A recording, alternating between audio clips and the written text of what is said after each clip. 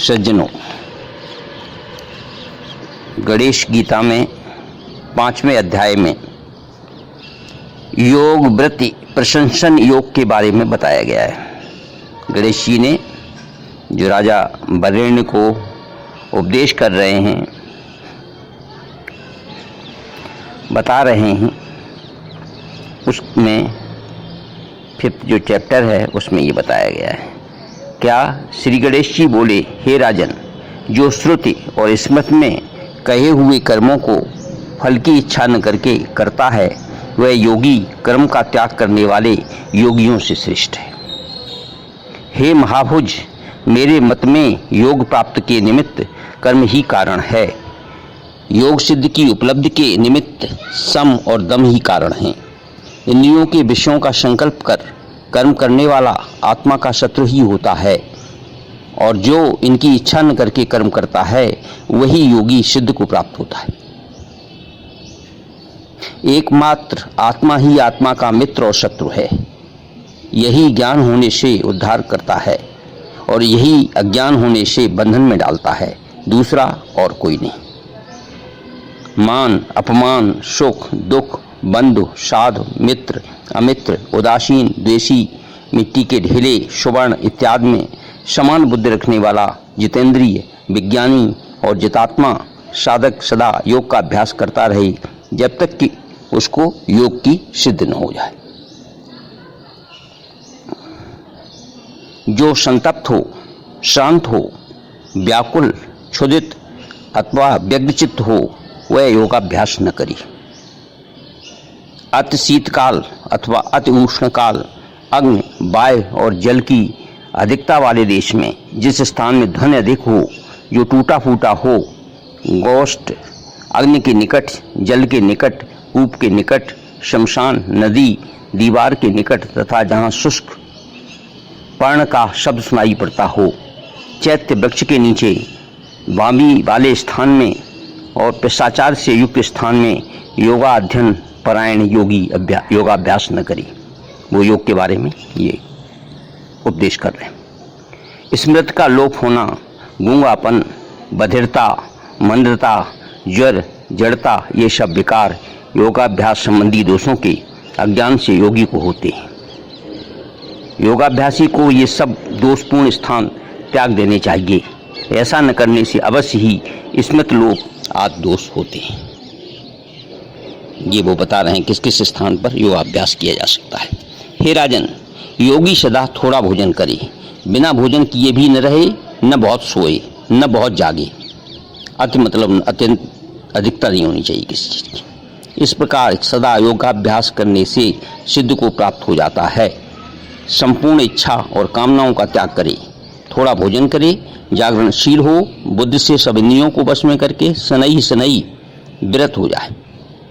जिस जिस स्थान में मन जाए उस स्थान से उसे खींचे और धैर्य से उसे अपने बस में करे, क्योंकि वह महाचंचल है। मन जो है महाचंचल है। योगी सदा इस प्रकार करने से परम शांति को प्राप्त होता है और वह संसार में अपनी आत्मा को और अपनी आत्मा को संसार में देखता है।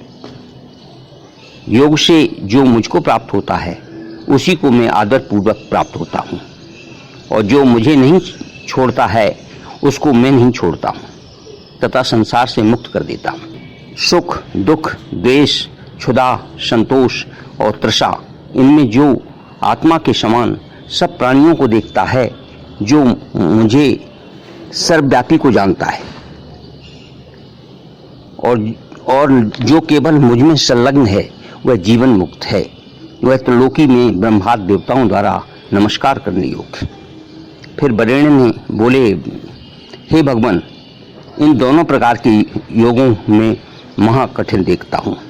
मैं महाकठिन देखता हूँ, कारण कि मन बड़ा दुष्ट और चंचल है, तो इसका निग्रह करना बड़ा कठिन है। ऐसा वो गणेश जी कह रहे हैं। श्री गणेश जी बोले, हे राजन, जो निग्रह करने में कठिन इस मन का नियमन करता है, वह घटी यंत्र के समान घूमने वाले इस संसार चक्र से मुक्त हो जाता है। विषय रूपी अरों से यह दृढ़ चक्र बना हुआ है और कर्म रूपी कीलों से अच्छी प्रकार जड़ा हुआ है।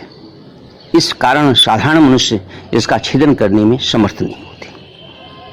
क्या क्या बताया? विषय रूपी अरों से यह दृढ़ चक्र बना हुआ है, वो उसको विषय रूपी जो है वो शत्रु घेरे हुए हैं।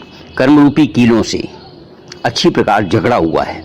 इस कारण साधारण मनुष्य इसका छेदन करने में समर्थ नहीं होते, ऐसा गणेश जी बता रहे हैं। अतिशय दुख, वैराग्य, भोग तृष्णा का त्याग, गुरु की कृपा, सत्संग, ये इस मन को जीतने के उपाय हैं।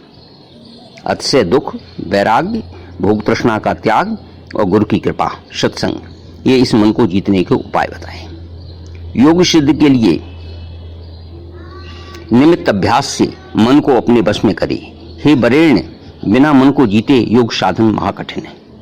वरेण्य बोले, हे भगवान, योग भ्रष्ट को किस लोक की प्राप्त होती है, उसकी क्या गति होती है और क्या फल होता है? हे सर्वज्ञ, हे बुद्धि रूपी चक्र को धारण करने वाले, मेरे इस संदेह का छेदन कीजिए।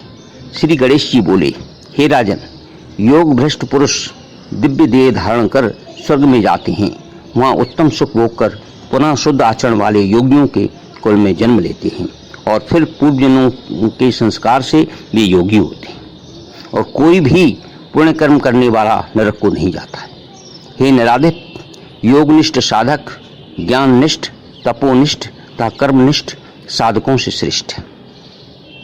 हे नराधिप, योगनिष्ठ साधक ज्ञाननिष्ठ, तपोनिष्ठ और कर्मनिष्ठ साधकों से श्रेष्ठ है, और जो मेरा भक्त है वह तो इन सभी से श्रेष्ठतम है। ऐसा गणेश जी ने उनको 5वें अध्याय में गणेश गीता के में योग व्रत का, प्रशंसन योग का उपदेश प्रदान किया। ओम गम गणपतये नमः।